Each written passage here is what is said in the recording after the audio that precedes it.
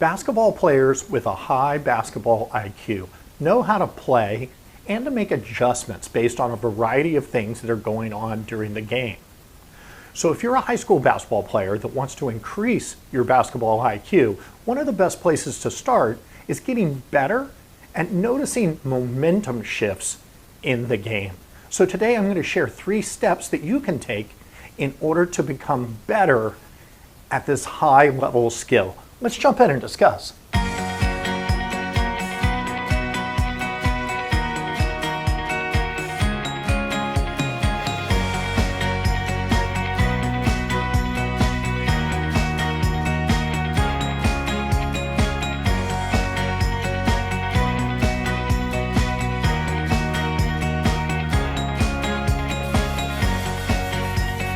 Welcome back to Hard Smart Together. I'm Coach Dave. I'm here every week to help basketball players become the smart, confident players that coaches love.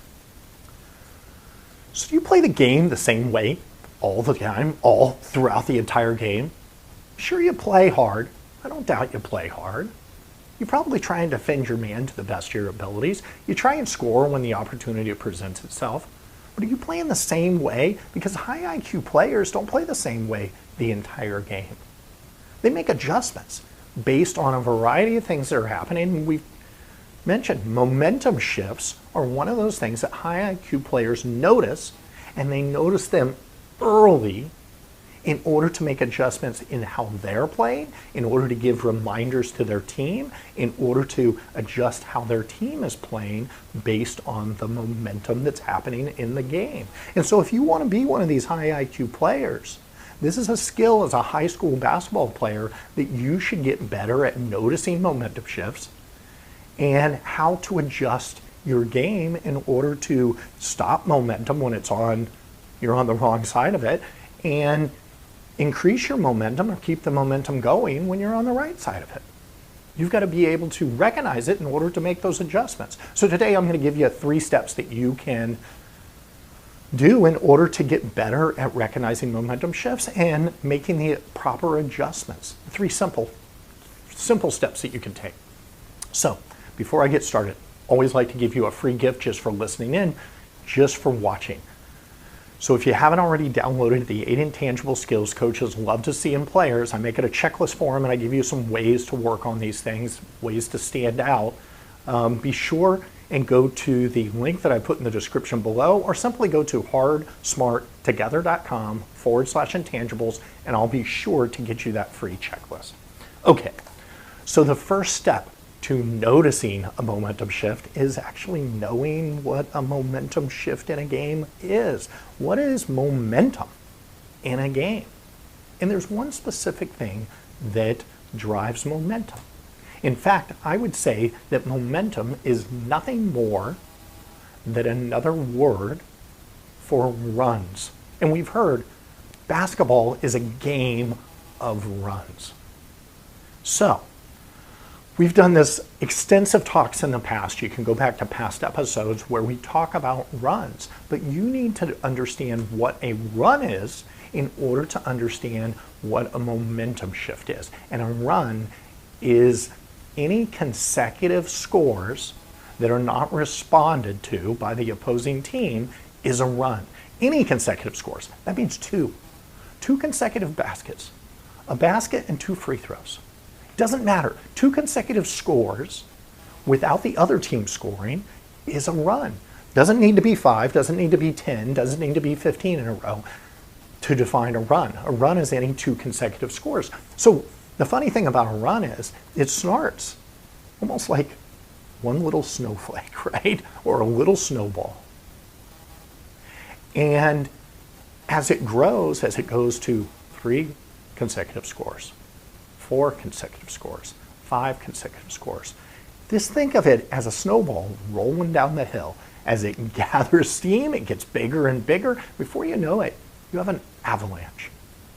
And that avalanche is hard to stop, okay? In fact, the longer you let a run go as a team that's on the bad side of a run, the harder it is to stop, and the harder it is to stop the momentum. So you need to know what momentum shifts are, and now you do, in order to spot them. So how do you get better at spotting them? Because it's a skill. It's a high IQ skill that you can get better at. Well, the beauty is we're in the beginning of basketball season. There isn't a day or night that I don't see basketball games all over the television, all online, because we're at the start of high school season, we're at the start of college season, we're at the start of pro season. We've got women's basketball games, we've got men's basketball games. It is non-stop basketball right now, okay? So all I want you to do, I'm sure, as a basketball player, as a basketball fan, you watch games. I just want you to watch a little differently and focus in on noticing momentum shifts. So that's your second step, is start watching basketball games just a little bit more focused, a little bit more analytical, right? And as you're watching a game, I want you to still enjoy watching the game, but I want you to look for any runs, which are, again, any 2 or more consecutive scores in a row by a team is a run. So I want you to first just start recognizing runs. Oh, that team's on the beginning of a run. Oh my goodness, that snowball's getting pretty big, right? That's a 5-score run.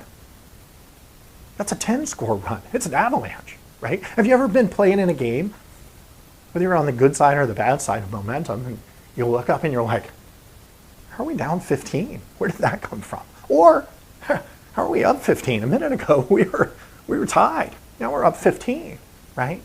So, what we're trying to do, because it's so easy to not notice small runs, the higher IQ you get, the more apt you're to notice runs earlier than maybe other players on the court, earlier than sometimes coaches, way earlier than the fans, because the fans don't necessarily notice it until it's all, a big run and exciting and all that type of stuff. But you want to get better at noticing the small runs so that the earlier you can notice it, the earlier you can recognize it, the faster you can adjust your play and your team's play. So, when you're watching these games, who's on a run? How many, possessions are they on the run of? How many scores over the course of those possessions are they on a run of? Okay? And I want you to just notice those and just kind of have to make a mental note, because that's going to get you better at recognizing it. Now, the third thing, you need to know, if you're on the bad side of a run, how does a team stop a run? How does a player help stop a run, right? Well, for one, I know you play hard all the time. Everybody plays hard all the time. But at the end of the game, you're going to dig in on the defensive end. You're going to play better half-court defense when the game's on the line and it's a tight game. You are digging in. You are playing unbelievable half-court defense, right? You're not gambling as much. You're making sure and sprinting back to protect the paint. You're making sure on guarding your man, on communicating, being in the gaps. You are playing differently at the end of the game, you've got to admit. So you've got to have that same approach to stop runs, because one of the keys to stopping runs is to dig in and play unbelievable, hard-nosed defense that doesn't gamble a lot, doesn't extend too far out. I want you to play to your coach's philosophy, but at the end of the day, you've got to get stops. You've got to stop the other team from scoring. And then you've got to get scores. So how do you adjust your game on the offensive end? Well, you got to really limit turnovers. You can't gamble with passes at that point. You've also got, if you are talking about a scale of good shot to bad shot of 1 to 10, so bad shot being a 1 and great shot being a 10, maybe you're used to, your shots or your team shots being 4s, 5s, and 6s. Maybe that's okay when the other team isn't on a run, when they don't have momentum. But when they have momentum, when they're on a run, you've got to change that philosophy. You've got to look for 8s, 9s, and 10s. You've got to search out for better shots. You've got to move the ball. You've got to cut better. You've got to make sure and work for a really good to a great shot. You can't take mediocre shots. You can't take quick shots. You can't take bad shots. You just can't.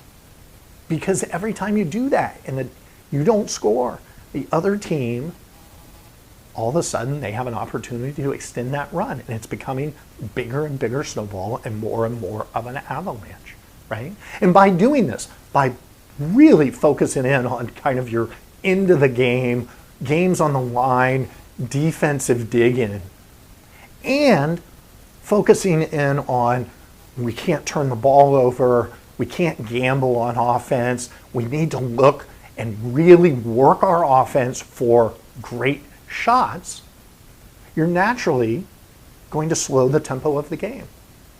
So the team that is on the bad side of momentum is looking to maybe slow that tempo a little bit. But when you're on the good side, maybe you're looking to speed up the tempo a little bit, right? Especially as the run builds. If you're on the good side, well, maybe you are, pushing some gamble passes that, to get some more fast break points. Maybe you are, gambling a little bit more on defense, extending out, going for that steal, all of those types of things, right? That naturally speeds up the tempo. Okay, we've talked about tempo a lot in past episodes as well. So now what I want you to do is you're watching these games and you're noticing like, okay, here's the team on the run and here's how long the run's going, and I'm noticing that. Now I want you to notice what players are making adjustments, what teams are making adjustments. How long is the momentum going? How long is the run before a team even notices, before you see a change in the way they play, an adjustment to their game, right? And how long does it take before the coach says, okay, enough's enough, and calls a timeout? And coming out of the timeout, do they make the adjustment? Because the timeout itself isn't going to stop the momentum. The only thing that's going to stop the momentum is an adjustment on the floor. So when they come out of the timeout, do they look for better shots? Do they play more, dig in half-court defense? Do they stop gambling? Do they stop turning the ball over? Okay? Those are the only things that are going to stop the run. Okay? So that is your 3 steps. Know what momentum shifts are in a game. Watch games for these momentum shifts, these runs, and then notice what teams do. And you're going to naturally get better on the floor as a basketball player, recognizing these things early on, and all of a sudden you're going to be standing out as the high IQ player. When you adjust your play, when you give reminders to your teammates, when you look for better shots, when you play harder defense, you're going to be one of those high IQ players. Hopefully this was helpful. If it was, give me a like, give me a comment below, and until next week, remember to play hard, play smart, and play together. See you next week.